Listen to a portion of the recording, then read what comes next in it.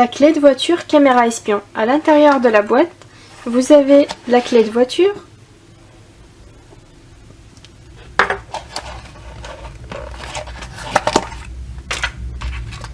un câble USB micro USB 8 pins pour recharger la batterie et transférer les enregistrements. Donc c'est le même câble qu'on retrouve sur les appareils photo. Une dragonne, ainsi qu'un mode d'emploi en français.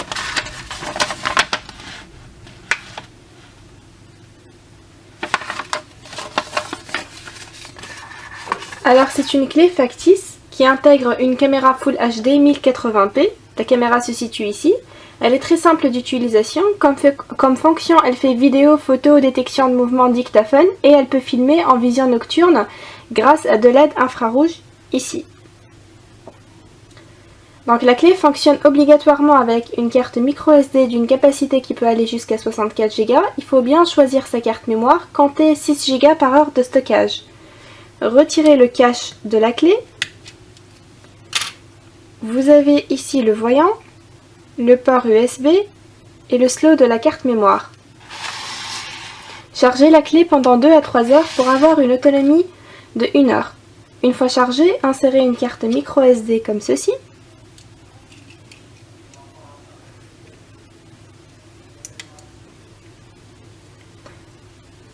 Pour allumer, donc j'appuie 3 secondes sur le premier bouton.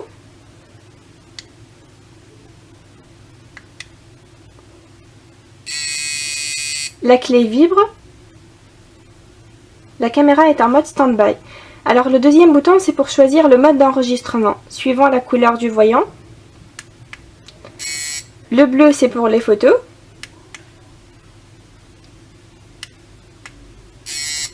Le voyant rouge et bleu, donc c'est pour le dictaphone. Le voyant rouge et bleu clignotant, c'est pour la détection de mouvement. Et le voyant rouge, c'est pour l'enregistrement des vidéos. Donc pour activer l'enregistrement des vidéos, j'appuie sur le premier bouton. La clé vibre une fois et le voyant clignote durant toute la période d'enregistrement. Donc à savoir que dans l'enregistrement vidéo, le son et l'image sont enregistrés. Je peux me servir de la cage pour cacher le voyant. Comme ça, on ne voit plus rien.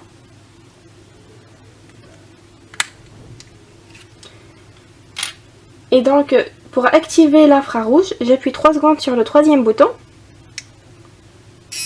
La clé vibre une fois. L'infrarouge est invisible, donc vous remarquez qu'on ne voit rien.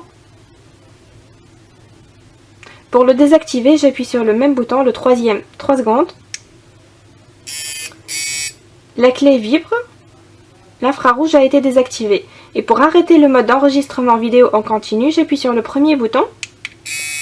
La clé vibre une fois et le voyant rouge est fixe. Ensuite, je choisis un autre mode d'enregistrement. Donc photo. Pour prendre une photo, j'appuie sur le premier bouton. Le voyant s'éteint, puis se rallume. La clé vibre une fois et une photo a été capturée. Donc à chaque fois que je rappuie sur le bouton quand le voyant est bleu, je capture de nouveau une nouvelle photo. J'appuie sur le deuxième bouton pour choisir un autre mode. Donc rouge et bleu, c'est pour le mode dictaphone.